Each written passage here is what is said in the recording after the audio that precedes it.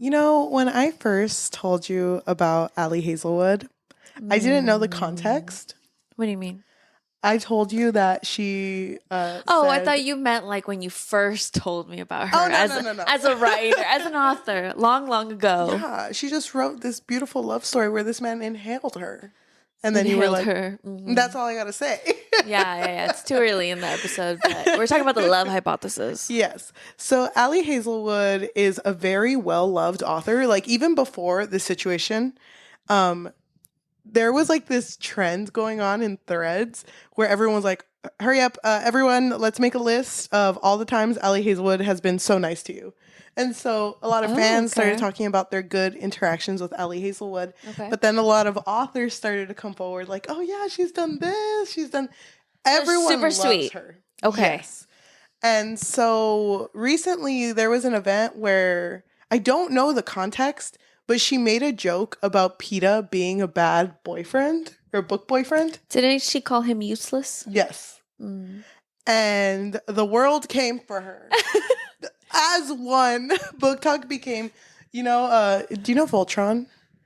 You know how they have their own robots, but then they all come to make one huge robot? Yes, that was Book Talk. That was Book Talk. They Voltroned and you were also a part of the Voltron. I didn't know anything. I want to say that. But if I was on the Voltron, I want to say, me in this situation, I saw it happening, got my phone, and I was, ooh, I'm here. So you were on the foot of the Voltron recording up. So, because I had no idea what it was, but I thought it was pretty funny because people turn so quick. It's kind of scary, honestly, how quickly people turn on you. And I don't want to be mean. No, go ahead. I don't want to be mean. So when you first told me about this, I thought it was kind of funny because it's like, it was kind of funny. So brave to be like, you know what, Team Gale, which we just... Actually, this is the conclusion of our Hunger Games marathon that we've been doing. So it's kind of weird timing. Yeah. Which she didn't say Team Gale, but we joked about it. Like, did she not say Team Gale? No, so she just said that PETA was useless, but both you and me were like, Gale apologist. So she didn't say that. But what I saw afterwards, like the aftermath, were people like making videos saying like, aren't there bigger things to be worrying about, especially right now? Yes. And I completely agree. Like, I didn't see exactly what she said, but it doesn't really matter. Because at the end of the day, this is a character from a book. Yeah. You know, it's her opinion on a book character, even though we all joke about it. And even though we're like, I would die for this character. Yeah. I mean, I wouldn't. I wouldn't die for PETA. You would. Let's hold on to that. No, but there's just so much more worse things that authors have done. Have said. Yes. J.K. Rowling, for example. Yes. Like, this girl is still speaking. Mm-hmm. Spewing out hatred, I should say. But no one says anything about that.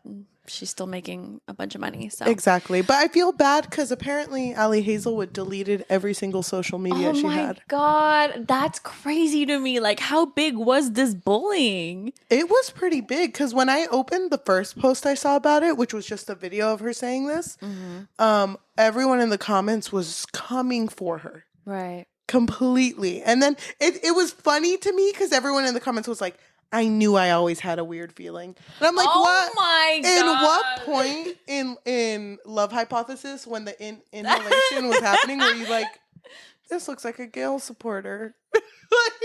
I hate when people do that, by the way. Like, whenever someone gets canceled and then there's that person who's like, finally, I can come out. Me and Ellen DeGeneres. Oh, yeah, that was you and Ellen DeGeneres. No, but I thoroughly didn't like her throughout the entirety. But yeah. No, but I do want to say that it makes me angry because now that the other side came out saying, like, really, we're bullying someone because of a character opinion. Now, for some reason, everyone who bullied her is like, yeah, why would you guys do that? I can't believe you Why would you guys do that? me looking at the Voltron, clicking delete. Yeah, clicking delete on the videos I took. I'm just like, oh, yeah. No, I would. And I don't want to make a joke about this because it actually is, like, so annoying how now that randomly we're doing our Hunger Games marathon. I right know, now, so weird. all of the clips we're posting are. I'm sorry, I'm trying to find the video. I have to go. Is that her? No. No. Oh, this is the moderator. We're going to have to talk about this offline because I know myself and I can't talk about myself on this channel and I will. Let's just say that if you bring up, oh, we killed our sister, I don't care. Was that Allie? No, right. Okay, guys, can we Oh my god. Okay. The craziest thing is that he keeps being like, why don't you love me? And she's like, all my family and friends are gonna die and I wanna run away. He's like, yeah, but like if Peter comes, I'm not coming. He's a terrible, mean, selfish person.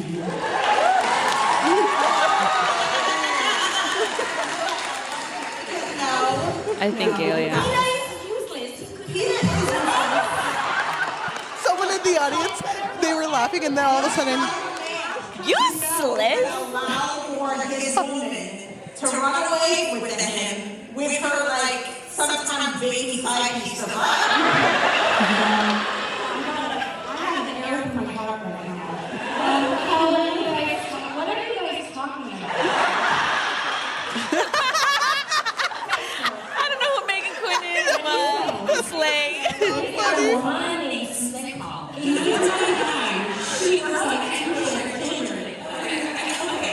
So yeah, we're gonna, that's, if you want to do hashtag cancel, Allie, she started it. Suddenly, this wasn't a joke.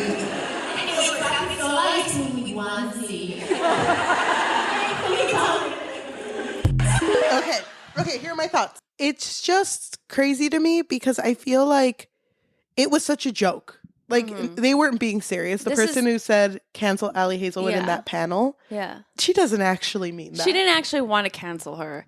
I could tell. This feels like, oh, this is a safe space. I can tell everyone that I actually don't like this love interest. And the way that they all reacted, I mean, that feels like a book club. That feels like people just hanging out. But now that people are saying, like, I can't believe you're canceling Allie Hazelwood, and everyone's backtracking, it fell on the month where we were talking about Hunger Games. I feel like they watched. Oh my it's God. just coming up. All of a sudden, people want to talk about Team Peter, Team Gale. So I just feel like because Sunrise of the Reaping just ended and like there's just this huge train of talking about the Hunger Games and we're doing the same thing. Anything we post that's Hunger Games related to PETA, people have strong opinions all of a sudden. It's like very sensitive about PETA. It's like, which I understand. Yes, I agree. He is a child. But at the end of the day, like, we're not critiquing him being, like, a childlike. Yes. We're comparing, like, why is Katniss so independent, so, like, skilled? And PETA was described to be skilled also. Yes. We just never witnessed because it. our criticism was very much like, I wish his abilities were shown more. Yeah. And people are like, you guys don't understand it. It's what she needed. And I'm like, shut up. Like, you obviously, like, it's not that deep. It's not that deep. And it sucks that Allie Hazelwood got the worst end of this. Yeah. Because she seems really, really nice. She does. And I love that Megan Quinn was like, what's going on? I don't know who Nana Malone or Megan Quinn are. Yeah. But I love their what they added to the discourse. Like, they're both kind of just like, I mean, let's be for real here. What are we talking about? And it seems kind of crazy. I just wanted to talk about this because it was interesting. I don't think this is like bookish news. Like, this shouldn't be something that ends Allie Hazelwood's career. That if it does, I don't think it will. I don't think it will either. I think she's just taking a break. But I hope that she never feels the need to talk about this. Like, because she shouldn't have to defend herself. You know what I mean? But isn't it kind of like, I can see, like, if this were to happen to me, maybe this isn't the right way to handle it, but I could see later on being like, don't ask me about Hunger Games, LOL. You know what I mean? Like, like a joke. Yeah, like, can't believe that happened. That was crazy, guys. No, I can see you doing that. I can't see Allie Hazelwood doing that. Uh-huh. You know? Yeah, why? Because She needs to, She seems She's More in her room. intelligent than She's me. in her no. She's in her room and she has a picture of Peeta Mellark as Josh as Peeta, and just her dartboard. Oh my god. No one will ever understand. I wish I could see the whole panel though. Like what started I'm this pretty sure conversation. it's out there. Probably, but at the end of the day, everyone, please leave Allie Hazelwood alone. There are more serious things happening in the world, which, I mean, the book that we're discussing today, weirdly, aligns with a lot of what's happening in the world. So I feel like there will be several overlap moments. yeah, which we will be discussing as we discuss the book. But before we get started, spoilers ahead. And we are only going to be talking about the book. If you want to hear our thoughts on the movie, join us on Thursday. Yes. Oh my gosh, how exciting. Do you think it's the end of the season, the end of the Hunger Games This season? is the book of the month. This is the book of the month. Join our book clubs on Fable and on Goodreads. And you can find us under the Book Fix Pod. And you can find the links to those book clubs on our link tree, linktr.ee/thebookfix. Do you think visiting the Hunger Games one last time in novel form, visiting this Oh world, my god. can fix your life? You saying that is making me sad. Yes, I think. I am your host, Cheli. Oh, Welcome to the Book Fix Podcast, a podcast where we fix fix lives one book at a time. I'm your host, Yajaira. And I'm your host, Cheli. I'm sorry, we film in bulk. I feel like I haven't seen you in a bit. I know. So It's been a minute. Well, let's get started. So, if this is the first time you are joining us in the Hunger Games discourse, this is going to be really interesting. Yeah. Because I had wanted to do this one first. Because I Yes. thought it made sense. Like, okay, we could see how Snow started and then we can see how he ends up.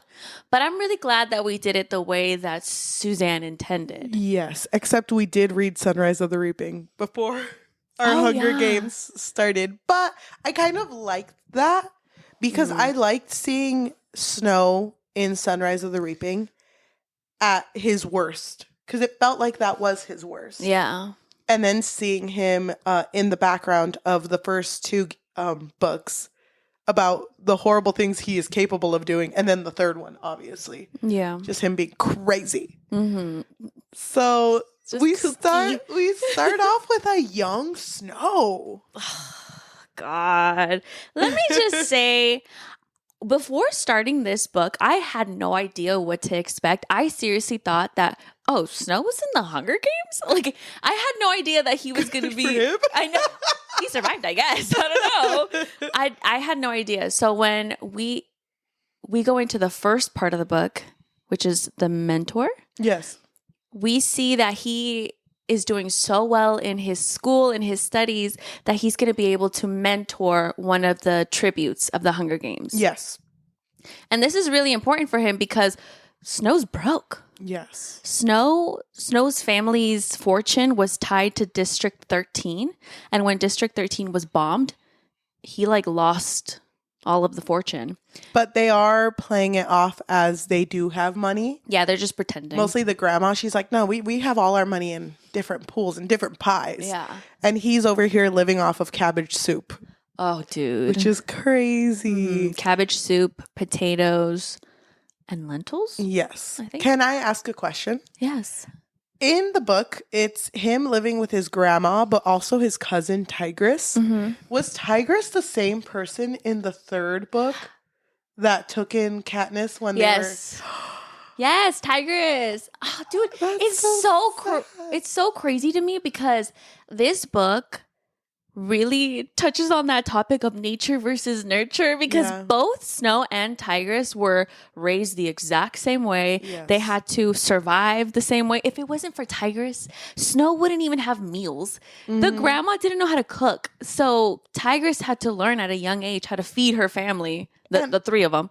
I will say Tigress was really good at bringing Snow back into humanity. Oh, yeah. And we see it more in the movie, but in the book specifically, she would make sure he was fed, make sure that he looked good, presentable. but also reminded him several times, remember, Lucy Gray is human. Like, Yeah. so there was like a lot of that I appreciated. And also the moment where she told him, like, don't judge her for having to make decisions that you wouldn't understand. Yes.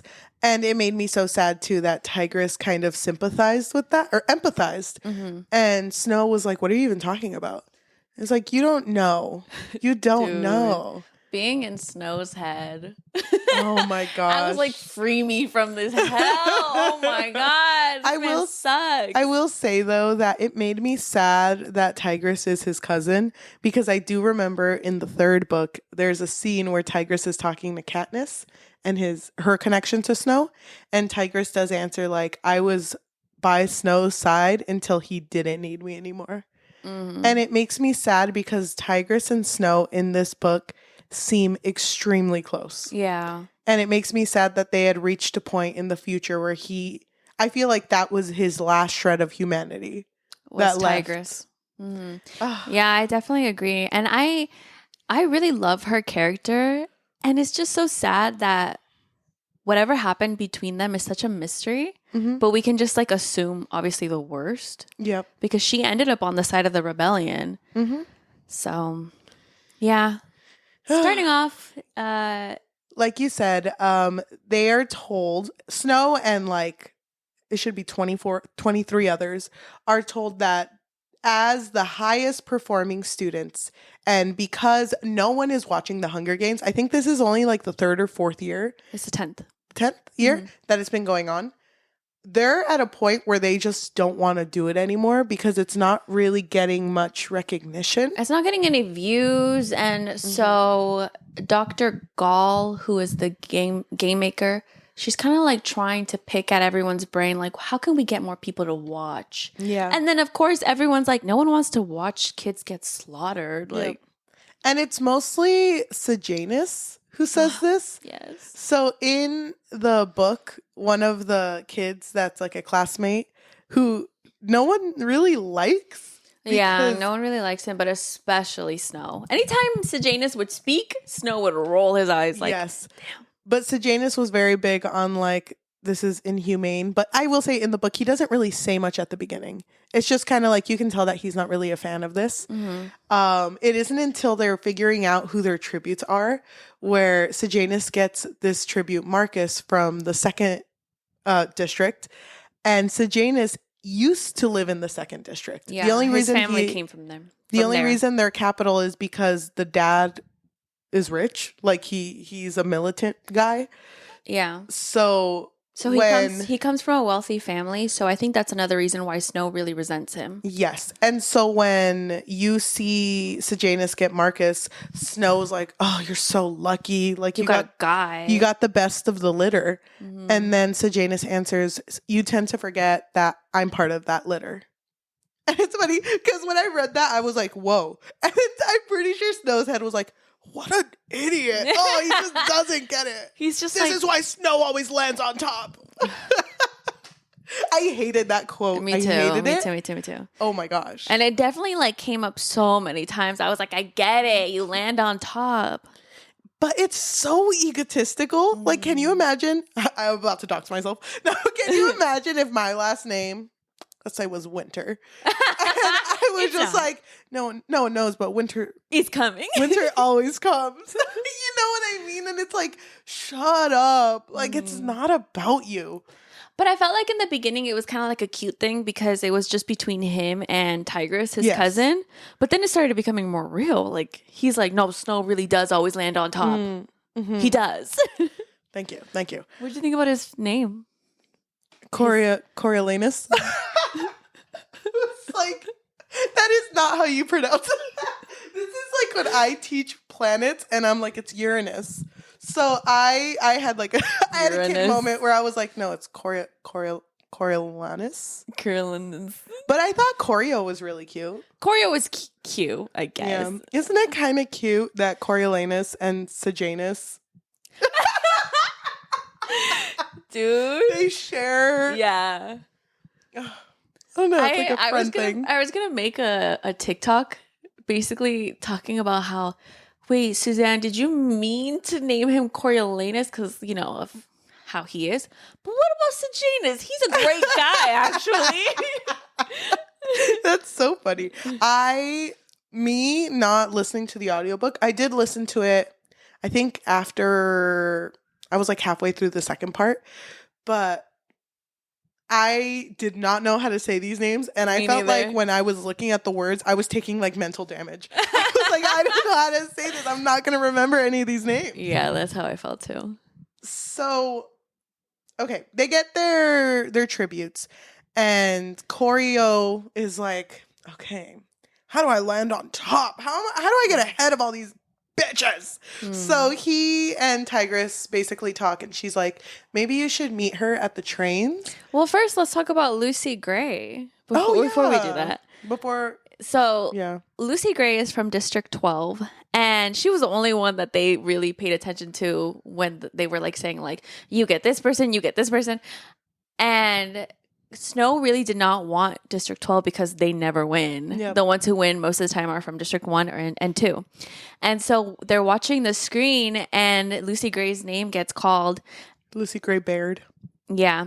And so then she's like walking up to the stage, and then all of a sudden she puts a snake in a girl's dress. Yes. And I guess it was the daughter of the mayor of District 12. And so then the mayor slaps Lucy. It was like this whole drama. And then But then Lucy's like, well, it's because someone in the audience sings. well, someone in the audience sings first. Yes. And then she's like, okay, this guys. reminds me of a little ditty. Actually, guys, I love it. I love the choir. They never said I couldn't sing. You love And singing that. and Lucy just went off on them. Yeah. And it's funny because before this, all of the mentors, so like all of Corio's class, were told you just need to make your person. It doesn't even matter if they win. They just need to be well received. Yeah. Because the more people we get invested in the Hunger Games, the more people will watch. Yeah. And he's watching this and smiling, and he's like, oh yeah. Oh, Snow always lands on top. Snow Oh really my does God. always land on top. That's crazy. It's like I picked her out myself. And so, yeah. So like Yeah. you said, then Tigress is the one who has to advise him to maybe you should go meet her. I mean, at the end of the day, she's just a girl. She's scared. No one's ever shown up for her. So show up for her. And you know what? You should take her something beautiful. And A little the token. grandmam Grandmam. has a rose garden on the top of the terrace where they live. And so he takes a rose to the train station. But I thought it was so funny how like he had to wait hours. He was at the train station for hours. Does he not have class or something? A girlfriend? Fine. It's fine. A boyfriend? Don't even. Snow has no empathy. So Snow has no love to give. and it's oh my god, and that's what I want to talk about later. But Corio's waiting at Snow. Corio's like a loving nickname. so Coriolanus is waiting at the train station, and it's so sad because what we know from the Hunger Games is that when they get off the train, they're already like well bathed, well fed, better than where they started at the district. But this is back then, and that wasn't something that they really practiced. Yeah. So this train, the door was really high up, and the tributes are just literally being pushed off of the train. And you see Jessup, which is the male tribute from District 12. I think he gets out first, and he lifts his hands in order to catch Lucy Gray from coming down. And I just thought that was really sweet because we don't talk about Jessup often. What do you mean? We just started.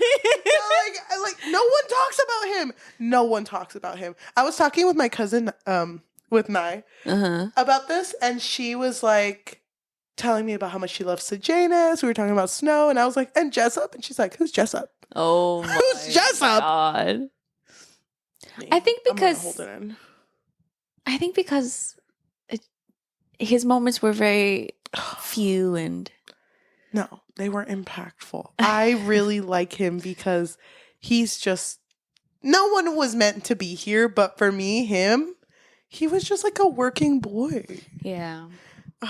But Lucy Gray comes down. And then what happens? Well, then Snow goes up to her and gives her a flower And he's like, I'm your mentor. And she's just like, what's my mentor going to do for me besides bringing me roses? And then she eats it. She eats the rose. She eats one. She's petal. like, it reminds me of bad time.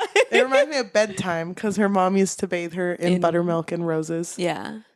And then she spits it out at him. No, she says later, but this rose from the beginning was her only sustenance for like days. Yeah. She's just been munching on this rose. It's sad. It is really sad. But so after this, she kind of just like leaves Snow and is like, well, good luck with trying to help me out. Gorgeous. Bye. Yeah. And then they get rounded off. And then Snow's like, wait, can I go with her? I want to actually walk her to the zoo. I want to see where she's at. And in this one, the district peacemaker was like, or the capital peacemaker was like, yeah, just jump in. I don't care. And they let him in there. And then they just dump him in this human zoo, which is just like a huge area with like bars around. But the way that they dump him is like, aren't you afraid that you're going to injure your entertainment? Like they But get dumped like down. Like, you know what I mean? Yeah, they do. But they are just straight up treating them like animals. Yeah. And it sucks because I think one of the kids in the Hunger Games in this one is literally like the youngest possible age you can be, which I think is 12. Yeah.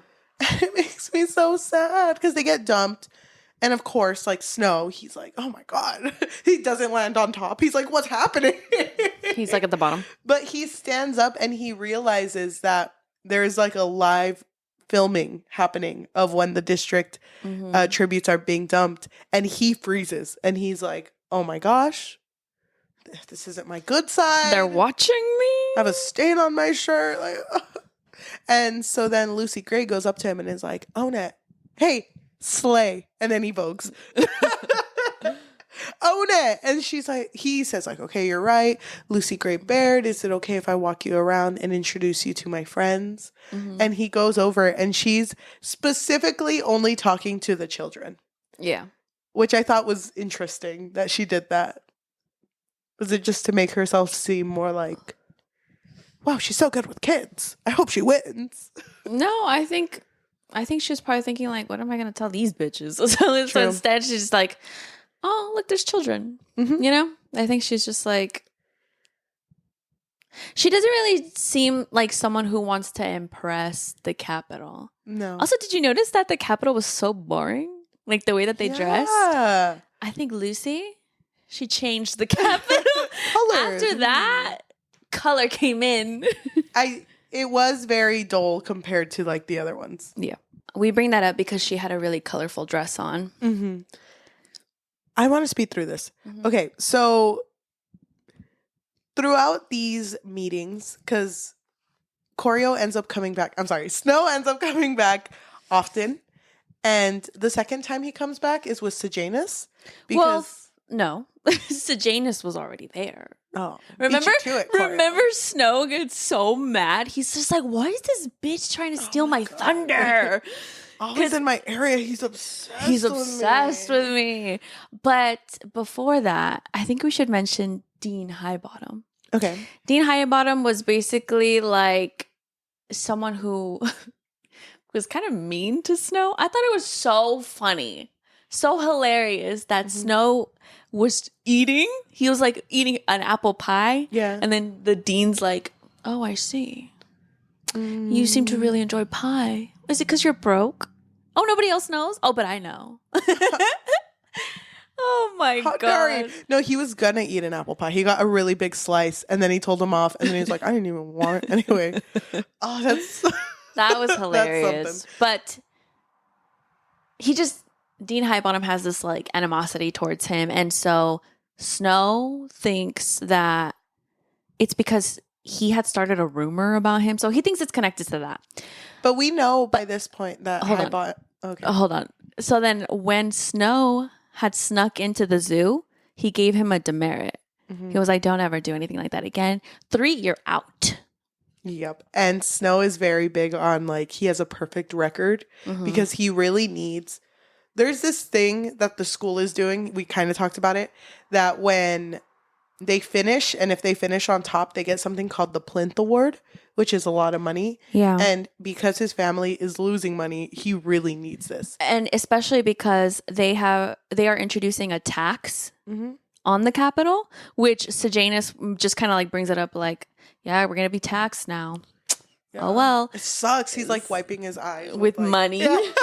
And so now Snow is like more desperate. He's like, I really need to win as the best mentor. Yes. So he goes, and Sejanus is already there, and he has like a bunch of sandwiches, and he's trying to show everyone like, well, he's not even trying to show everyone. He's just like, they're humans. They should eat. Who knows how long it's been since they've eaten. And he's like calling over Marcus, and Marcus isn't coming. Marcus is his tribute. And we figure out here that Marcus was once Sejanus's classmate. And even though they don't know each other that well, they do know each other. So it's just kind of, it's sad. Because Sejanus had mentioned that if he were to ever go back to District 2, everyone would hate him because he got out. So Corio takes a sandwich and sits, and Lucy and him have like food together. And then Lucy's the one who's kind of calling all the people from the districts and like, here, it's food. Like, you should come eat. And then that's when they all start running forward, asking for food. And then Lucy takes that moment to like, I don't remember, but it's basically like now Capital is willing to feed the district tributes, but they treat it more like an animal zoo. So they'll be like throwing up an apple or something, whatever. But what I wanted to bring up, I knew this was going to be a love story. I've known this since this has been out. I've known this. And I was trying to pinpoint when things started to seem romantic, and it never did for me. And I don't know if it did for you, because it felt always like anytime Lucy would say something,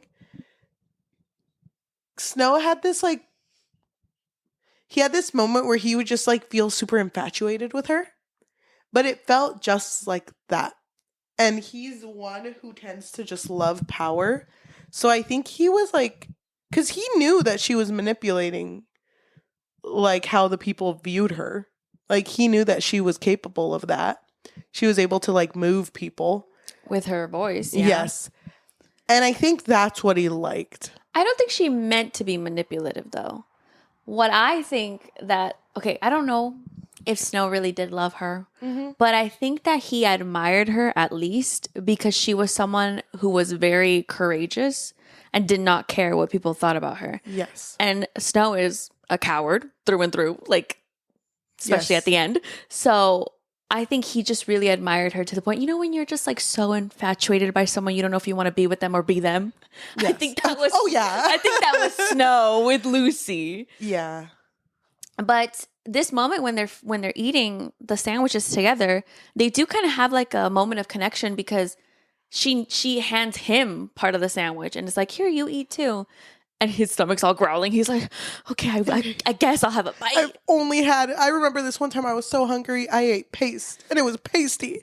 And she just laughs. He brings that up because she asks, wait, I thought there was like endless food At the Capitol. and he says, no, there isn't. So, And it's so crazy because he says it, and then he thinks, like, why did I say that? yeah, he like regrets letting her in. Yeah.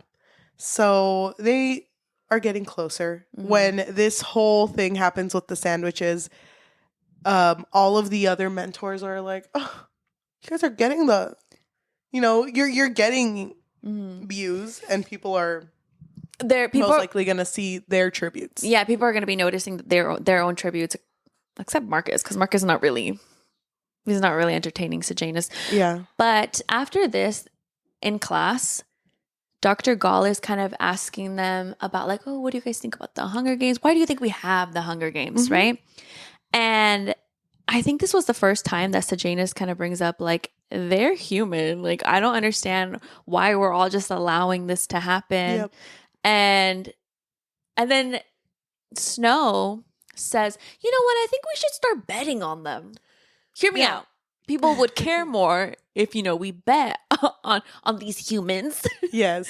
So I thought that was interesting because Sejanus and Snow are kind of friends. At least to Sejanus, they're friends. Snow hates him. But I thought Sejanus would have been like, what the fuck? Why did you say that? I feel like Sejanus is very interesting because he has so many opinions, but he's also really afraid. Yeah, well, I mean, he's the only one. Yep, so I don't blame him. But Yeah. I feel like because Corio has always been the one who has like been consistently there, not even on his side, but just consistently there. Yeah, he's And always getting listening. him out of trouble. Yes, I think there's just like a bond Yeah. A little. that they both they don't see it, but they feel it. You know what I mean? Yeah, totally. Our names end the same. It has to be destiny. We're basically brothers. Yeah. So I do want to bring up, they are asked about that. He brings up the bedding, and that's when Dr. Gall is like, can you write up a piece about that? And then there's like another classmate, I think her name is Clemmy. Clemens. Yeah. And she's like, oh, we always work together. Like we could. Well, in the book, I think it was supposed to be like a class thing. Oh, you're right, because it was a group project. It was a different in the movie, but I'm pretty sure it was supposed to be like a class. Everyone had their own thing. Yeah. Because she leaves, and then they all kind of will meet up and work. But they do later on bring up like Snow, Clemencia, and Arachne? Arachne. They were supposed to make the paper together. But oops, Arachne, Doesn't make it. she doesn't make it because while they're at the zoo and they're Feeding trying their to tributes. feed, the tribute kills her. I don't remember how it happens in the book. Because Arachne is taunting her with food. And then it doesn't, I don't think it's explicit in the book. Then all of a sudden Arachne's just holding her throat because she Yeah. cut her. And I just love this. I don't want to bring up the movie too much, but it's so different. Yeah. Because in the book, Snow, again, coward, he like backs up and he's just like, oh my gosh, God. ew. And then, Ew. ew, guys, I'm not good with blood, guys. I'm really not. Okay, I'm out of here. And then Lucy has to be the one to snap him out of it and tell him, like, go help her. So, of course, the cameras are picking up this heroic moment of him jumping to Arachne, trying to stop the bleeding. Yeah. And he's like, damn, I hope no one notices how much I'm trembling. He's like crying and they think it's for her. It's like, no, they got my bad side. I know. They get my good side, the Snow side. Whatever. So she passes, and then it's him and Clemencia working on this thing, but they No. never work on it. No. Right? So literally the next day, he shows up with this project already written, and Clemencia's crying still, and she's just like, no, like, I can't believe she would even expect us to like show up with it after what happened. But hey, let's just pretend like we still wrote it together. And so he agrees. He tries to like give her a debrief on what he wrote. And then they go to Dr. Gall's office. Yes, in which she is it the same where the paper is in the bin? So Dr. Gall is very kooky. She has a whole bunch of like colorful snakes. And then she's like, oh, okay, so you both touched the project? Yes. Okay, well then can you grab it? It's like in there with my snakes. And like they remember scents through like your scent and your sweat. Like if you touch the paper, you should be fine. So Clemencia, why don't you So Snow did it first. Oh. Snow reached in, and I this is the part that I was really confused because the snakes didn't react to him because they recognized his scent. But then when Clemencia reaches in, they bite her. Mm-hmm. And it was crazy. Like she Yeah. was poisoned. Mm-hmm. And Clemencia is often brought up throughout this book where it's like she's at the hospital, no one's visiting her. There's a point where Snow is in the hospital, which we'll talk about later. But she's just like, why isn't anyone coming to see me? It's like, what are you talking about? We literally like can't. Like, Yeah, because she's like in quarantine. yes. And she's like even developing scales, Yeah. which is crazy. One thing I do want to bring up before we move on, I really like the consistency of Snow always spiraling. Like whenever something went wrong, he would just like, what if it happens to me? Oh my gosh, and then this is going to happen, and then my family's going to go through this, and then Snow doesn't land on top. And he's like, he always tends to freak out, and it's brought up at the beginning. Like it feels more like a defense mechanism that he does this. Like he always fixates on one One thing. So I just thought it was something I should bring up because it comes up a lot in the book. So the games. So then they take the tributes. I don't think Oh, there's wait. anything big before that. Before the games? No, not the games. The games. They like walk the tributes and the mentors to see the arena. Mm-hmm. And they have interviews there. And through these interviews, we just learned that Lucy Gray is part of the Covey, which is not specifically District 12, but the Capitol did kind of.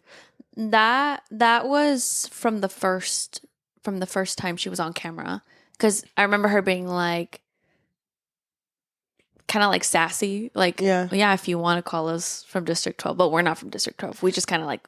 But I ended think up there. I might be wrong, but isn't I this don't think the there part? was interviews, because they literally were talking, and I think they were having a romantic moment Yes, together. That's the way they were about to kiss, girl. Yes. So it's not interview, but I do know that everyone was with their person, Their mentor and their tribute. and no one was talking. So it really just felt like they were the only ones that were connecting. Mm-hmm. And yes, it did feel really romantic, but like I don't think Snow felt it. I don't think Snow was feeling it. I think he was feeling the moment, but I don't even think he's the first one to bring up liking her. I don't know. We can talk about that a little more later, Okay. but then explosions go off in the arena. Yeah, I forgot about this. And then it's kind of crazy because Lucy could have ran. She could Lucy have. could have escaped, but fucking Snow is over here screaming, help! Help me! I don't It's like want- a scab, like a little scream. I know. I'm not gonna make it, Lucy. That's so embarrassing. This is really sad because I think Snow doesn't really show that level of desperation. You know what I mean? Not really, anyway. I've never seen this man grovel. Not like this, anyway. So then Lucy hears him crying and she helps him. I was thinking, like, damn, Lucy, if only you knew. If only you knew. It could. You're right. Butterfly effect. This could have changed everything. It's gonna change the world. And it sucks because she literally like lifts the thing off of him and completely burns her hands. Mm-hmm. And it's so sad. But Snow is taken by Medic. a medic and then is nursed back to health, whatever. And he wakes up and he immediately asks about Lucy. Yeah. He's like, is Lucy okay? And Tigers calms him down and says, yes, She's fine. She's fine. For now. And so the next time they meet, that's when they're supposed to prep for the interviews. Mm-hmm. And he convinces her to sing, gets her a guitar through someone, convinces her to sing because it's like, this is how people listen to you. They're going to be able to give you things in the, inside the games. And there was a turning point somewhere within there where Lucy was like, you need to stop looking at me as someone who's successful now and more like someone who can actually win this. So that's when it becomes a little more serious. That was after she saved his life, and he was so grateful to her. Yeah. Because he even recognized, like, she could have left me. And, people died, and Marcus is the only one who has escaped. Yes. At this point. And so he's just, like, telling her, like, I'm so grateful to you. And she's like, well, if you're so grateful to me, the way you can make it up to me is to believe that I can actually win this. There was a point, I think we skipped it already, but there is a point where she's talking about the games and the way that Snow answers is like, oh, Lucy Gray, I'm so sorry. Do you feel like he was actually sorry? Because she was going to die? Oh, he thought she was going to die? I felt like it was one of those things where like something is so sad, but one person doesn't care. But like, what else do you respond? I think that before she saved his life, he was very like cold towards her. Mm-hmm. But I do feel like after she saved him, he kind of felt like she was on a pedestal for him. For now. Okay. So she sings the song and immediately Snow is like, This song's about another man. what is she embarrassing me? She's technically, I own her. That's my Lucy Gray. We should sing about another guy. That's interesting that you word it that way, though, because when she was singing the Ballad of Lucy Gray, the way that chapter ends is, yeah, everyone's connecting with her, people are crying, but for some reason, like, I feel jealousy. So I took it as like, oh, he feels jealous because people are connecting to her and no one sees him. Yep. You know what I mean? It's like, this man, it's like a typical man who is jealous of a woman's successes. Oh my God. Thank you for saying that. It literally made me so angry because, like I said, I don't think he ever liked her.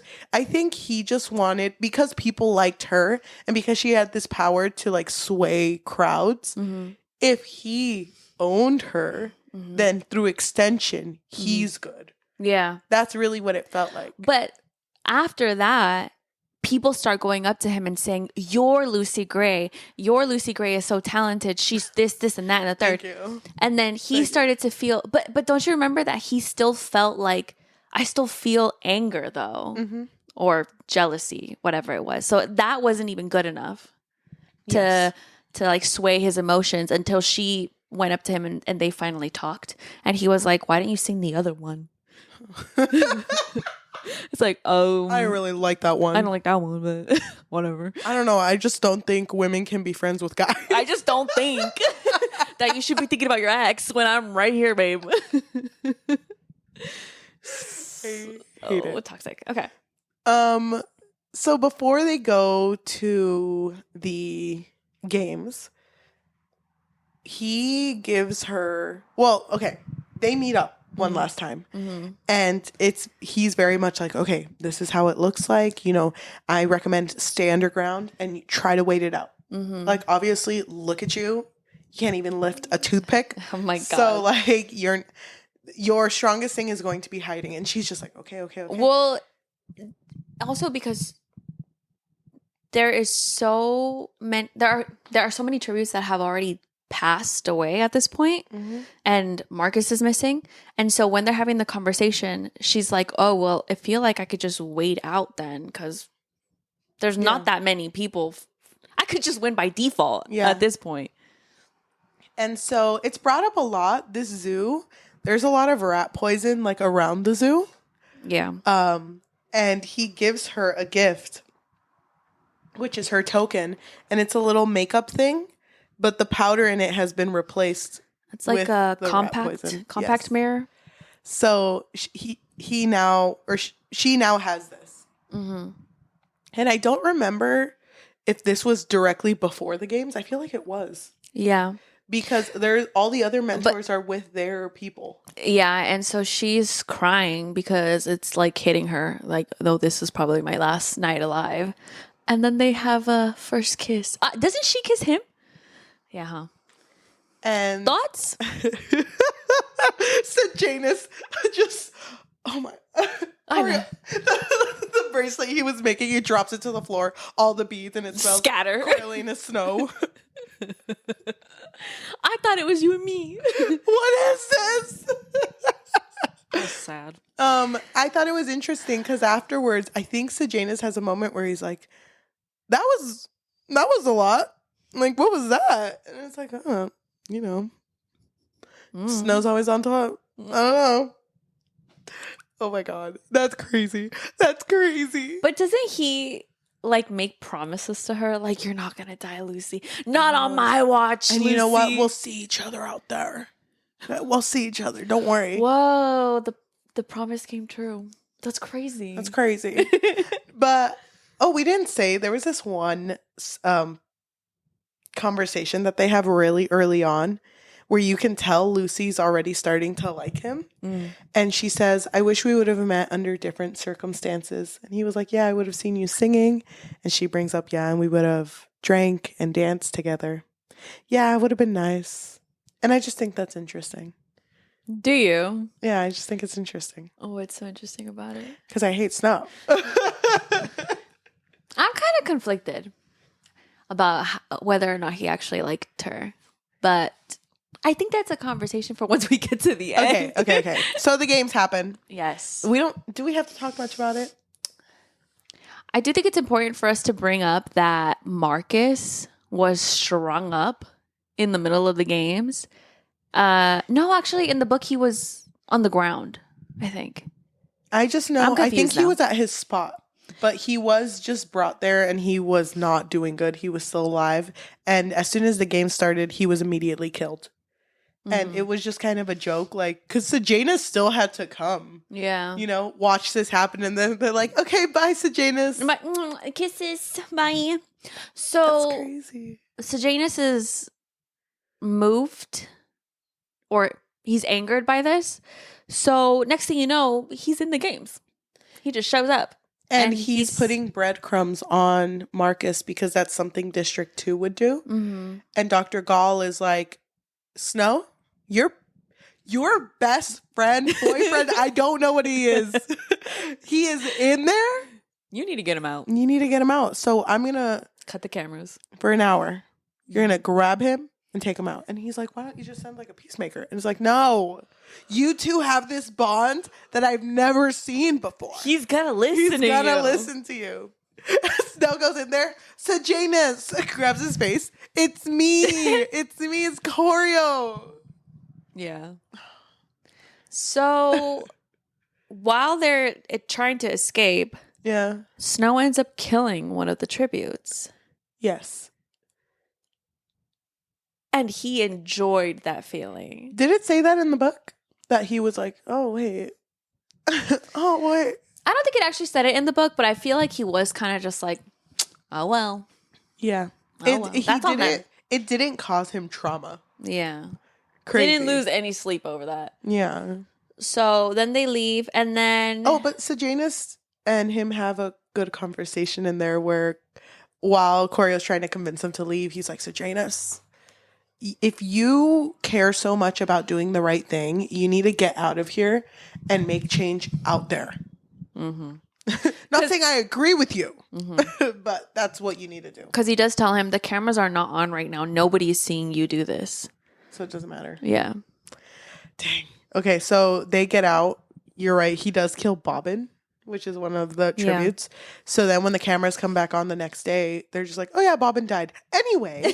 And so then the mentor... crazy. The mentor is like, what the heck? That's foul play. The cameras are there. Why don't they just show us what happened? No, there wasn't a camera right there in that specific area. Yeah, which we labeled the Bobbin zone. There was no cameras. Yeah.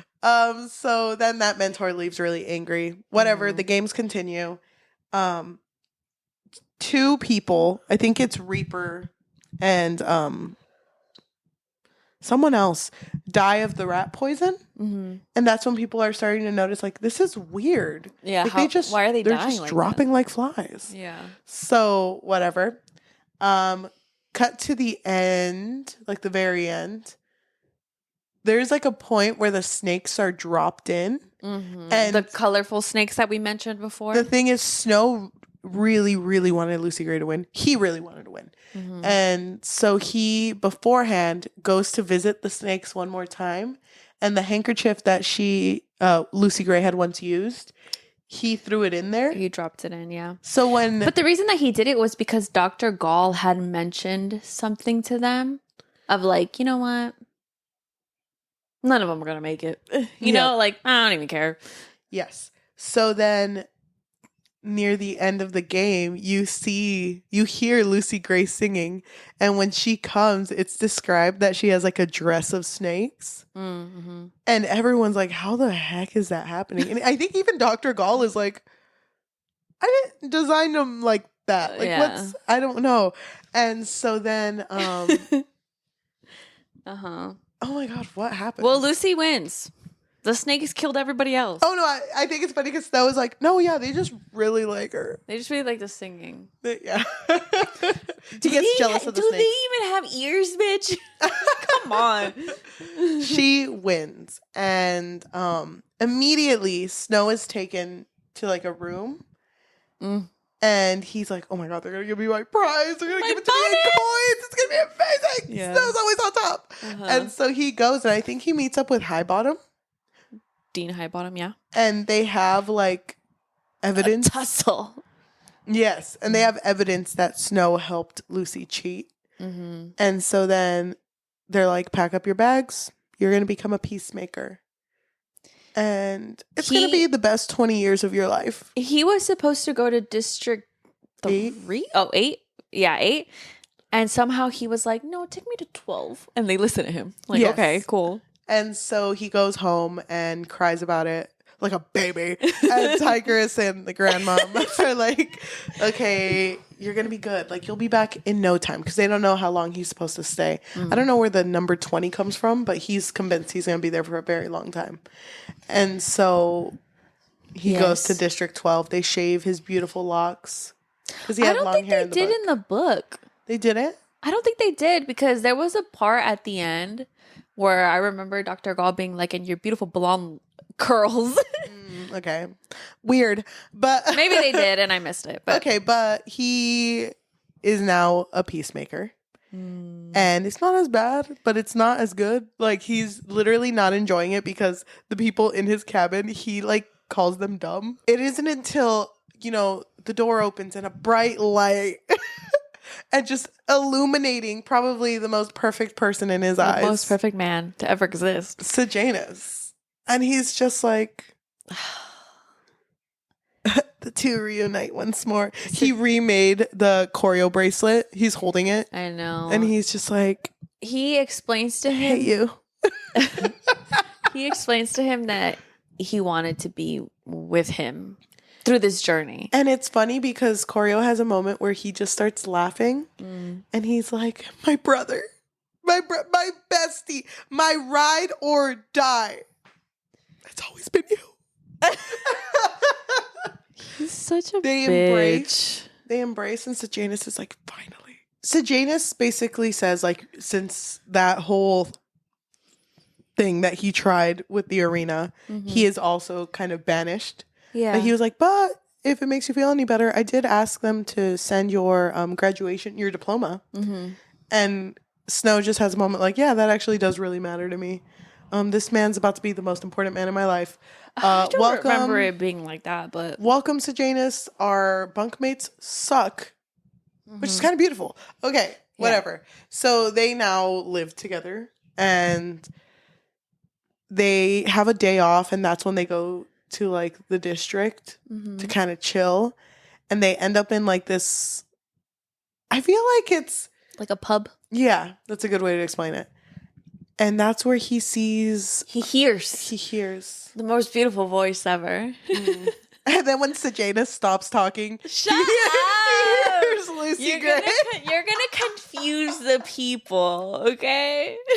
Sorry. So he does hear Lucy Gray singing again. And he's like, oh my God, she's alive. This is amazing. And they make eye contact. And that's when he knows, like, oh, she's into me. She's like, oh, she loves this snow. Yeah, Snowland's on top. Yes, we know. Whatever. When they finally do meet again, like face to face, she basically reveals that she thought she was going to die because she was questioned heavily on like the compact mirror that she had. Yeah. And she totally made it seem like Snow had nothing to do with this. Yeah. And then like she took it from him, right? It was Dean Highbottom. Yes. But it was Dean Highbottom who was like, take her back to District 12. And then he personally gave her money. Interesting. Yeah. So was he not a bad guy? I'm confused. No, he was chill. He was misunderstood, I guess. You can be a good person and hate snow. That was Dean Highbottom. Wait, what? He was a good person. He just seemed evil because he hated snow. Yeah. He didn't like that snow landed on top. He didn't. He had beef with that. Yeah. So that happens. It is confusing. We're not really sure why he did that at this point. Whatever. Their relationship blossoms. Good for them. Good for them. So happy for them. Skipping forward. Sejanus starts acting a little suspicious. Yeah. No longer around Coreo's side making him bracelets. He is talking to the locals, specifically Billy Taupe, which is Lucy Gray's ex. But they seem to always just be chatting in the sides. Yeah, secretive. And Coreo's like, oh my gosh, he's a rebel sympathizer. That's what's happening. So one day when they're working with Jabberjays, which in the other books, those have been like the birds that can record conversation. Yeah. He records and basically makes Sejanus confess, right? Or does he just whisper it in the book? Like, does he just say like, Sejanus is not good? Go. I do remember them bringing up the Jabberjays, but I remember Dr. Gall saying, "Oh, I got your letter." I think that's what she meant.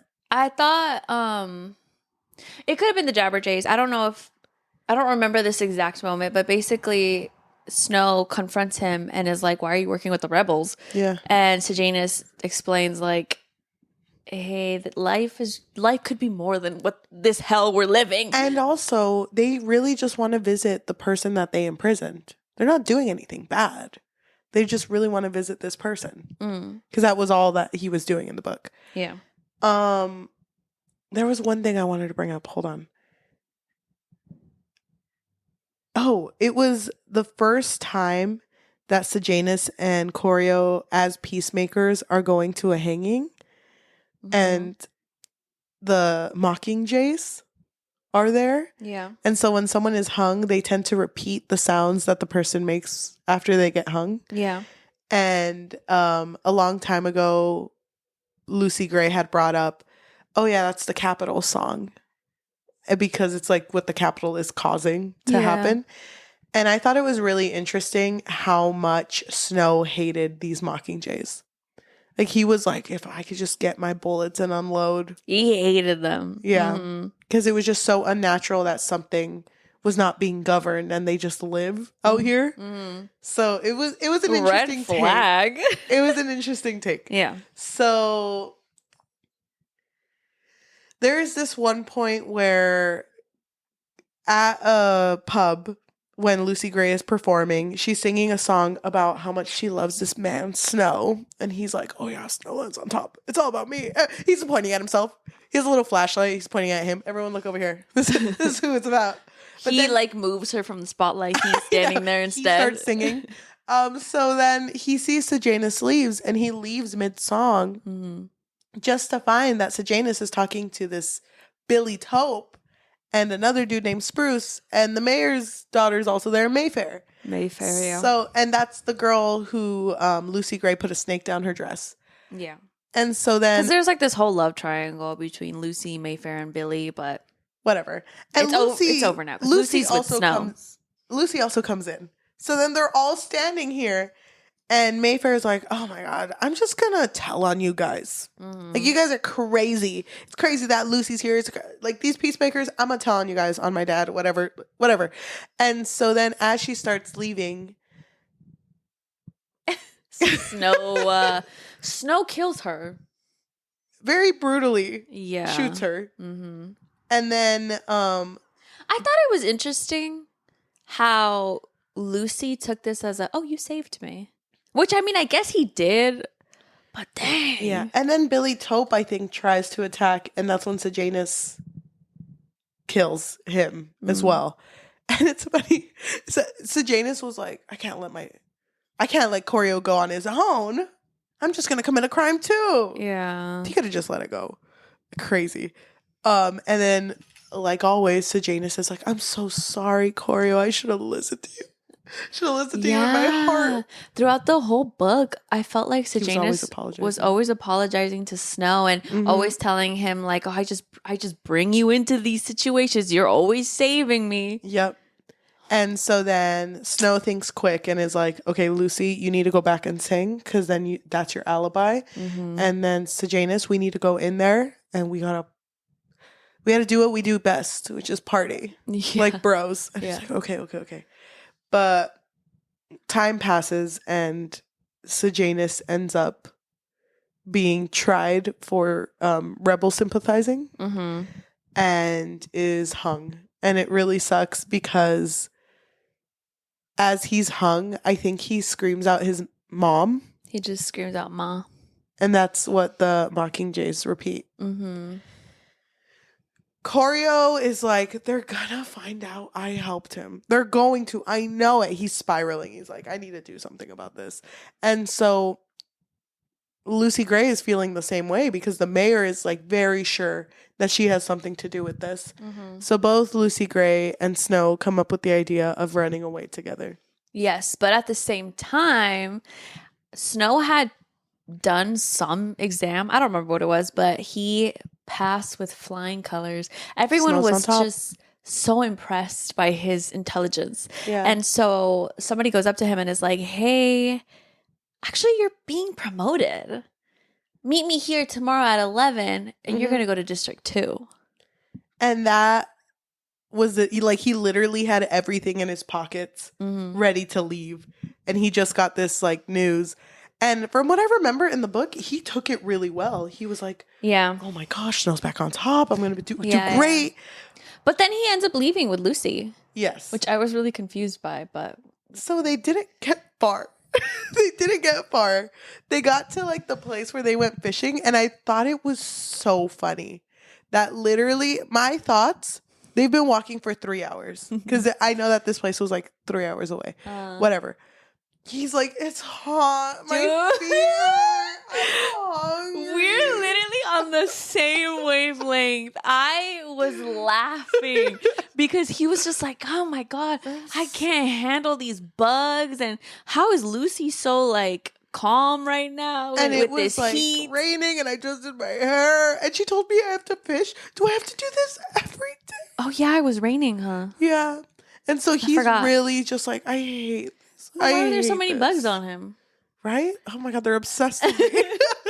But Snow messed up because while they're walking towards this house, he makes a call. It's different from the movie and the book. I feel like I'm remembering the movie line better, but in the Yes. book, he basically says like, oh, now that my life is going to be different, 3 people dead. That's crazy. Luckily, it won't be more than that. Yes. So he's insinuating that he killed 3 people. And she kind of like pauses for a bit. And this is the moment when he gets a splinter. And he's like, ow! Help me, Lucy! And she's helping him with the splinter. And she's just like, wait, what do you mean you killed 3 people? Well, I know about Bobbin and I know about Mayfair. Who's the 3rd? And he's like, well, babe, I had to kill the old Snow. Yeah. Just like Slim Shady. Yeah. And I'm blonde. It kind of works out. Who's Slim Shady? Don't worry about it, babe. No, but I thought it was interesting because like you could feel the shift immediately. And it was brought up earlier in the book that the most important thing to Lucy is trust. more than love. And even Snow picks up like after that there's tension between us. So then here's where I'm confused. Okay. So they get to the cabin and they're about to go fishing and he realizes that the bag with all of the weapons that would incriminate him is in there. And he's like, why is this here? And so then Lucy's like, oh, maybe Spruce, the one who was in charge of hiding the weapons, knew about this place. Weird, because earlier she had mentioned only the Coveys knew about this place. It's like, yeah, maybe he just brought him here. Who knows? I'm gonna go. I'm gonna grab a big knife and I'm gonna go get some Katniss. Even though earlier I said it wasn't ready. 2 weeks is a lot of time though, so it's probably ready now. Yeah. I'm gonna go, even though it's raining too. And I'm gonna go alone. Don't follow me. I'm gonna go alone. Okay, bye. Yeah. But he let her leave because he wanted alone time anyway. Okay. So here's my question. Why was that bag there? Was that coincidental? I took it as this is just where they were going to hide the weapons. So she had nothing to Because do it with was that. under the floorboards. It's not like it was just out there. Yeah. But she had nothing to do with that? I don't know. Because that's where I'm confused. Because it feels to me, everything was fine. It wasn't like she had known that he had killed 3 people beforehand. So then I don't think she had anything to do with it. So, but do you think she felt the shift? Because her leaving to go cut the Katniss? She definitely felt the shift when he told her that he killed 3 people. Yeah. Because she had already said, trust is the most important thing for me. And once you break it, bye. So do you feel like at that point when they had that conversation, she was already choosing, like, I'm not going to stay with this guy? Yeah, I'm leaving. Yeah, I think so. Okay, so she goes to get Katniss, doesn't come back in a very long time, and he goes out to look for her. And it's crazy sounding because he's literally running around with a gun, the gun that he used to kill Mayfair, and was like, Lucy Gray, stop hiding from me. And he's just running around in the rain. And I'm like, bitch, you're crazy. Like, you need to stop. This is crazy. What if she just actually went to get Katniss? What if she was in trouble or something? She built a little fort for them and made him food. Like, oh, sorry, babe. I just wanted this to be a surprise. And honestly, that's what I thought was going to happen. I thought she was literally just going to be doing her own thing. Like housewife things. Like, I made this whole feast for you, babe. It's weird. I built a house because, okay, whatever, I guess. Because you know what? We're going to live here now. I know. So he's running, looking for her, and starts to hear her singing the Hanging Tree song. And he's like, Lucy Gray. And the Mockingjays are singing with her. Oh, my God. And so now he's pissed. Yeah, he is. He's like, not the Mockingjays. And I think he shoots randomly, like, in front of him. And I think the singing stops. But I don't remember if he goes to check. I think he literally just leaves. No, he finds the scarf. Oh, yeah. Because then he moves the scarf and there's a snake there that bites him. And he's like, oh my God, I'm and he dying. starts hallucinating. Yeah, hallucinating. he's like, I'm dying. Oh my God. It's like a garden snake. Yeah. That's what Girl, I would be the exact same. He gets bit and then he just ends up leaving. He goes to, which by the way, actually before he even went out of the house, he was thinking, oh, these weapons, this is like the last loose end, right? Yeah. But then he thinks, oh no, my last loose end would be Lucy. Yeah. Because she knows. But she wouldn't tell anyone. And then so that's where the spiral That's starts. when he starts spiraling. He goes and then he goes back to the district. He gets medic involved. He gets healed. And it's funny because I think he brings up like, oh, it's going to leave a mark, but it's good to remind me to never be in dangerous situations like that again. And the medic's like, it wasn't poisonous. Yeah. It was just like a bite. Yeah. It showed that it didn't have fangs. Yes. Oh my God, that's crazy. So, he leaves this district. And I think there's a point that's brought up. Like, I don't know if it was with the fight with Lucy Gray, that point or after. But he talks about like how he's humming. I think it's when he's in the train. He's humming the Hanging Tree song. And he realizes that he connects with the person in the story. Right? Oh, wait, no, that's what made Lucy Gray suspicious. They were talking about the Hanging Tree song, and that's when he was like, yeah, I connect with the song because, 3. Hanging 3, killing 3. Whatever. So he's in the train going to District 2 and wakes up, and he's at the Capitol. And he's like, oh my God, I slept in, whatever. And they're like, no, actually, you were requested to be at the Capitol. By Dr. Gall. And when he goes in, Dr. Gall is like, I hope your summer school went really well, because we were only going to keep you there over the summer. Yeah, you're too smart for you to not be in the university. I want you to work under me, and it will be completely paid for, because you got the Plinth Award. And just like, congratulations, Mr. Snow. And I feel like by this point of the book, he doesn't seem to have emotion. Yeah. Because it feels very much like, okay, he now has the money. Epilogue. He is going to visit Highbottom, Dean Highbottom. And we get the biggest reveal that Dean Highbottom and his dad, Snow's dad, one drunken night for an assignment where they had to create the worst possible way you can torture someone who has wronged you. Like a punishment. Yes. For the rebels. Came up with the Hunger Games. It was like a joke. Yeah. And the next day when Highbottom woke up, figured out that Snow's dad had turned in the assignment with his name on it as well. He was upset because he didn't actually want that to happen. Yes. And so that's why he hates Snow. Yes. Because his dad.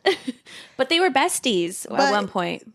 does this reveal then that High Bottom wasn't as bad as we thought he was? I think so, but He's not great. he's not great, but I guess he's not the worst. Yeah, because he really didn't want this outcome. And he was hoping that by the 10th year, the games would die down. But because of Snow's Brilliant idea of Yeah. gambling. now Or it's going to betting go on on. them, I mean. Now it's going to go on for a long time. So then while he's saying this, Snow's just kind of like, yeah, whatever. So here's all of Sejanus' stuff. And he like dumps it. And he's like, and I'm going to keep this picture to give to his family. I'm pretty sure you don't want to be seen as the person who gave a diploma to a rebel sympathizer. But, you know, you do you. And throughout the things that he gave him is like a bottle of Morphling. And because High Bottom has an addiction, he drinks it, not knowing that Snow had put rat poison in it. So as he's walking out, you can hear the dean like going through it. And Snow's last thought is like, Snow lands on top. Snow lands on top. Credit roll. Yeah. The end. He is asked by High Bottom in that conversation, like, how was it when you left? Was she sad? And he was like, yeah, we were both probably sad. But then he thinks, like, I never want to talk about Lucy Gray with him. He also thinks that he's never going to fall in love again. He never wants to give anyone that leverage over him. He's like, love is a sign of weakness. Therefore, when I get married, there will be no love between us. And you know what? I think I'm going to marry that girl over there because We would just look so good. as a first lady, she would do so good. That's crazy. There was a line we didn't bring up that I really, really, really, really, really liked, where Dr. Gall was like, you guys don't understand it. You don't understand what the Hunger Games are. It's not just about killing, you know? It's when humanity is undressed. And it didn't really make sense to Snow at this point of the book, like which was the halfway point. But then when he kills Bobbin and when he kills Mayfair, it's brought up again. That was a moment of humanity undressed, because it just goes to show that the kindest people will resort to violence in those moments, which is where it's brought up, like, are people born inherently good or inherently evil? Yeah. Which Snow is he feels like, yeah, they're evil. All people are evil. Yeah. And then he even had that discussion with Lucy Gray because he was like, ugh, well, I'm just happy not to be around people anymore because people suck. Yeah. But she says that no, people are inherently good. It's just that sometimes they're pushed into making decisions that aren't that great. Yeah. And I think there's a moment where she brings up, like, I'm a murderer. And he's like, no, you aren't. And she's like, no, I am. Like, you can't just deny that. At the very end, too, when he talks to Dr. Gall, Snow is asked again, like, why do you think we do this? Why do you think the Hunger Games happen? And he answers that it's a way to remind people, like, it's a way to continue the war. It's an eternal war that will continue on. Yeah. And it's to show who has the power. And then when she asks, I think in the book she asks who has the power, he's like, me, this guy right here, Coriolanus Snow. The end. I don't remember that part specifically. No. Him saying me, I don't remember that. Maybe that only happened in the movie. But I do remember that they have that conversation where the never-ending war continues. Yeah. I think that's where it stops. But then he also mentioned that the war is also in the capital. Yes. It's not just with in the districts, it's also in the capital.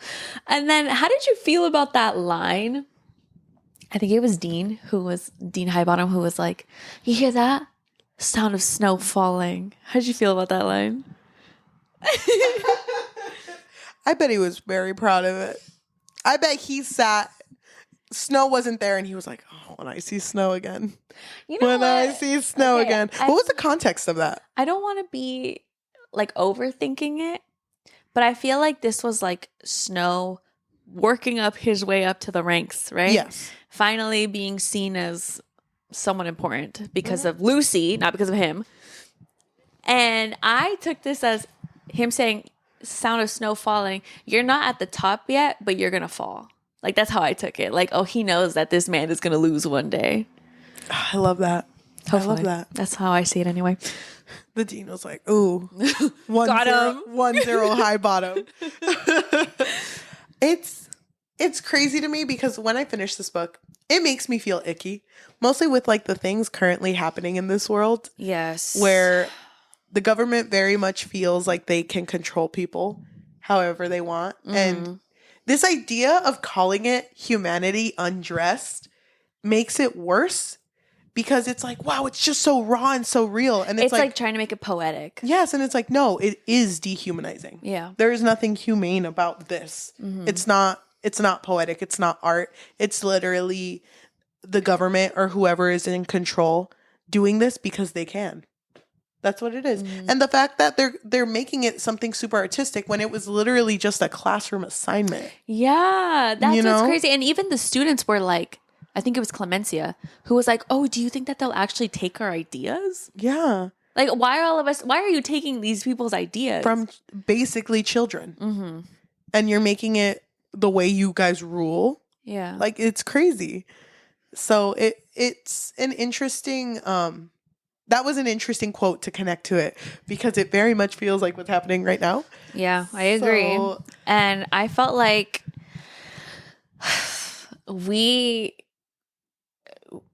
we're doing this Hunger Games marathon, and then I feel like stuff is happening in our world where it's like, oh my God, it's kind of mirroring it a little bit. And I do want to say too, like, we joked a lot throughout this month. We did. We've had a long month of Hunger Games. But you know what's funny? Cheli and I finished this. Okay, I'm going to be honest. We finished this like a month ago. Yeah, we did. So think about that. Think about the fact that we were joking a month ago, and then now everything that's happening today. And I had told Cheli, I feel like an asshole because we should be connecting it to what's happening. But yes, you did say that because I think we had brought up that we were actually thinking of filming something to put in the front of our Mockingjay episode. Oh, yes. Uh-huh. But to connect what you're saying, we did make a lot of jokes at the beginning. And we joked about Katniss and like PETA like taking off his prosthetic leg and like backward stroke. We said a lot of shit. You know what I mean? I forgot about that. But I want people to realize that like these books it's not a romance. Yeah, it's definitely not. It's not. And although that there is romance aspects in it, the most important takeaway is like what governments are willing to do to stay in power and how much power one person can have. Yes. Because that's really big. And it sucks what Snow becomes and how long it goes on sucks. But you can say similarly, the way that Katniss had a lot of power as a figurehead, so did Snow. Like, it's the same thing. It's just what you're willing to do with it. And there was even a moment when he knew that people were going to hate him. But in his mind, he was like, oh, but it's worth it as long as we stay in power. And it's all about survival. So it's like he's not ignorant. Like, he knows the pain that he's going to be causing. Sitting with this book, I'm kind of curious how you and I would have reacted if we had read this pre-podcast while all the Snow edits were coming out. I don't think he's hot though. Like, even like in the book, you know? Like the way that he's described, I'm like, this man's pathetic. Yeah. He's a coward. So why were people thirsty? I thought this was going to be totally like, oh my gosh, I feel for him. But even then, like, I could feel bad for him because he didn't grow up in the best way, but like, come on, compare him to Tigress. She stayed a good person. yes. Also, his dad was killed by a rebel in the forest of District 12. Isn't that kind of crazy? Because that's where he lost the love of his life. He might as well have died too. And when he lost Lucy Gray as well. Because he lost to Janus. Oh, can you stop? I feel so bad for Sejanus. I feel like he had the worst hated hands. him. He hated him. But in a weird way.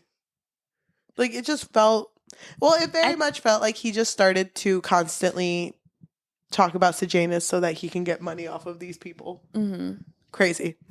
Whatever. And then the fact that Sejanus's family gives him money because they're like, well, our son died and you tried your best with him. You always saved him. So here's some money. That's crazy. Yeah. Oh my God, if they only knew. If they knew. How sad. I think that this is a weird story to end on, as it's like the beginning of the Hunger Games. But like you said, it very much parallels what's happening in the world right now. Yeah. And we should be specific. Well, I mean, now there's more happening, but like, yeah, we had wanted to talk about the ice raids because we've already told them we live in California. Yeah. And we live in an area where there is a lot of diverse population. Mm-hmm. And because of that, it's very much like a place that is going to be affected by ice raids and have been affected by ice raids. And will be continuously affected. I just keep getting notifications of like, I spotted in this city or in this, you know what I mean? In different counties. And I'm just like, my God, like. And it's scary too, because we're in a very big like DACA hub. Like there's a lot of dreamers here. Yeah. So everyone is scared. And it's just heartbreaking. Like when you notice like a shift, like let's say we go to like a grocery store and you can tell like, oh, there's a lot of people who aren't here. And you know what else I heard recently from a friend? That if you go to our local flea market, it's not packed anymore. And it's like, just because someone has the power to do something to take people away, all of a sudden they're doing this, not realizing like the communities you're breaking. Like there are people whose livelihood is working at the flea market and now they can't even do that. And I don't understand like why certain people love to hate these people who don't even do anything. Yep. Like we're Mexican.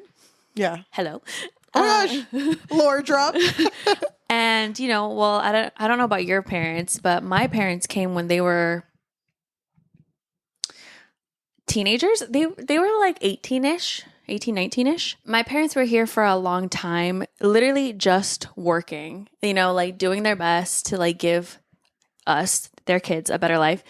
And my mom couldn't even apply for a citizenship until like, I think like 5 years or 10 years. It was a long time. Yep. Because I remember when she finally got it, she was like, oh my God, this took me like 10 years, 11, like I don't remember, 11, something like that. Mm-hmm. And I was just like, I saw how much she struggled. People want to be citizens, but it's not like an easy process. No. And what pisses me off even more is that there are people who are trying to do this the legal way, but then that's when they get dragged away by ICE. It's like at their court hearings. Mm-hmm. It's not about you wanting them to do it the right way. You just don't want them here. Yep. And it literally just feels like a power move. Yeah. Like you're doing this because you can. What do you gain out of it? Yeah. And I feel like it's never going to end though. Like let's say, hypothetically speaking, like you get all of the illegal immigrants out of here. There's going to be a next person that is going to be targeted. Well, and I feel like it's cyclical because didn't this happen before? Like, didn't this happen when we were way younger? And then more people started to come up because there were jobs that weren't being taken? Mm-hmm. This is literally just repeating itself for no reason. And I think it's really funny that our president had a birthday party. That nobody was there. A birthday bash. That no one came while Lizzo echoed in the distance. And then there's like a recording of him saying like, it's just, there are some leaders that, you hear him say it? It was like, there are some leaders that as soon as they talk, their people turn. But like, my people don't do that. And it's like, yeah, think why? Think why? It's crazy because now there's like so much. I feel like right now at this moment, we're very like Democratic leaning because of just how much he's not showing up for his people. I It's crazy. I agree with you. It does feel that way, but I also feel the other side's like hatred. Oh, like yeah. I feel like I've seen so many videos of Republicans saying like, "Oh, I'm not like I'm happy about this." Like, you know, seeing all of these videos of families being torn apart and them saying like, "Oh, no, this is what needed to happen." And it's like, why are you so comfortable saying that? Like, you don't see us as human beings. But And- it's very much like it will not get through these people's minds because they're so far removed from it. Like if it's horrible, it won't hit them because it's not affecting them. It is affecting us. Yeah. And that's why we're able to see that. And there are people who just have so much empathy that are like, yeah, this is horrible that this is going on. But some people just don't have that. Or they choose not to question why it's bad. And it's like, okay, it needs to happen. Well, you know, he's in charge. And it's like, no. Or it's like they're stealing our jobs, but it's like you're not out there in the fields. Like you're not out there, you know, in the places because the ice raids are happening in their work, you know, like in construction. I've seen so many videos. You're not trying to do those jobs. So Yeah. It's a lot. yeah, it is a lot.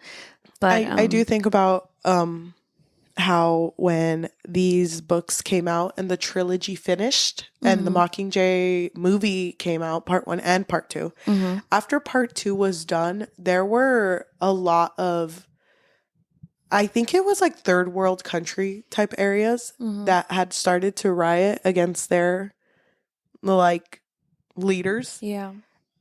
And it's just like, it just goes to show that there is like a lot of power in people if people are willing to. But it is Yeah. really scary because you're sacrificing so much of yourself, you know, to be part of this. Well, you're putting yourself in danger. And I admire people who are like in the front lines, you know what I mean? Like in the protests. Yep. It was I went to a book club like 2 weeks ago, and that was when, well, it's going to date when we're releasing this. So when the birthday bash happened, there was also the No Kings Parade that was happening in our town. Yeah. And one of the people that goes to the book club, she's an elderly white woman. And she came and she was like, I was driving over here and I just ended up being part of the parade. Like I ended up in it. Yeah. And I was just like, what were your thoughts on it? And she's like, it was really nice. Like, it was really nice being there and being a part of it. I just hope, like, you know, my old Honda didn't look too bad in there. And I was like, no, it's nice that you were nice about it, too. Yeah. Because apparently she rolled down her window and she was like, what's going on? She's like, what did I miss? No, but it's just, there was a lot of sense of community when it happened here. Yes. Which is a little shocking. I mean, that's a rarity. So Yeah. I've been feeling it more and more, though, as we're getting older, the sense of community of where we live. So, Yeah, I feel it too, but it just worries me because this is just the beginning. Yeah, 7 Like, months. in. Yeah, we're not even a year in, and so many families are being torn apart. Like, I don't know. And then also, I don't know exactly what's happening with Iran. It's a lot. And that's like a conversation for another time because I'm not as knowledgeable on it. Yeah. All I know is that as people, we have power to do things, but it's just, Yeah. now it's just seeing what we can do. Yeah, it's definitely scary. What a heavy topic. And we're not even done. We No, we're we not. still have the movie to talk about. Yeah. Oh my gosh. What do you give the book? I give this book a 5 out of 5. I feel like it was so well written. I saw a post recently where someone was like, oh yeah, I used to like Suzanne Collins, but I feel like I'm just too old to like resonate with her books now. What? And I'm like, wow, that's crazy. 5 out of 5. This That's is so crazy. well done. I feel like this book needs to be read by many. I do think I saw somewhere where someone said that books help lessen the empathy gap, and I think that's very true with this book. I Yeah. think it should be consumed and really torn apart. 5 out of 5. Yeah. So good. I agree. I would also give it a 5 out of 5. And I don't understand how people can read this and like no thirst over snow. I don't get it. We'll talk more about that in the next episode. Yeah, no, I get what you're saying, but Empathize with him. yeah, I empathize with him. I think people tend to forget that horrible people can have good moments. Like in their life, they probably did things that were good. They're still horrible. Like, At the end of the day, he's a horrible man. what someone is capable of and what someone does defines them. So if they did something and they're trying to go back and fix their wrongs, that means something. Yeah. But if they're not willing to fix it, then that means something too. Yeah, I agree. Coriolanus seemed like a very fitting name for this. Coriolanus? that was the perfect name. That being said, if you are listening to us in audio form, whether that be Spotify, Apple Podcasts, Amazon Music, or wherever you get your podcasts on, thank you so much. If you could leave a rating of 5 stars and a review on your thoughts on this book, that would be amazing. We are done with our Hunger Games read. How do you feel now that we're I at feel the end? sad. Yeah. I feel really sad. I feel bummed, but I'm really glad that we did this. Yeah, me too. We were kind of hesitant. I'm really glad we did this too.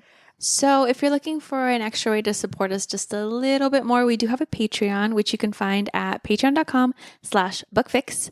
But if you're not looking for something that's monthly, we do also have a buymeacoffee.com/thebookfix or coffee, which is ko-fi.com/thebookfix. If you want to support us on social media or follow our book clubs on Fable and Goodreads, you could find everything on our link tree, linktr.ee/thebookfix. Thank you so much for watching, and we will see you next time. Bye. Bye. Oh, now I'm just perpetually Perpetually. in a bad mood. Why? Oh, it's just, I get just have it. so much to say. I get it. There's a lot happening, a lot of Yeah. feelings. Snow's still a bitch. Oh, Snow is still a bitch. Always will be a bitch. Can I just say, though, I love Lucy Gray. Oh, I forgot to ask you. How I feel about her? How do you feel about Lucy Gray? I do like her. I do like her. I feel sort of weird because everything is so open-ended with her, but it's supposed to be like that. She's a mystery. Yeah, but I do really like her. And then also, we forgot to say that at the end, she got deleted, basically. Like, Yeah. they deleted all of her records. And so that's why people don't really know much about her. And that's mentioned in the other books. Like, oh yeah, I know someone won from 12. I just don't know who it was. We just don't know much about her. Oh my gosh. But she was the start of the movement. Love that queen. Oh my gosh. The fact that, we'll talk about it in the other one. She has so many similarities to Katniss. I'm like, oh. And PETA. And Peeta. We'll talk about it later.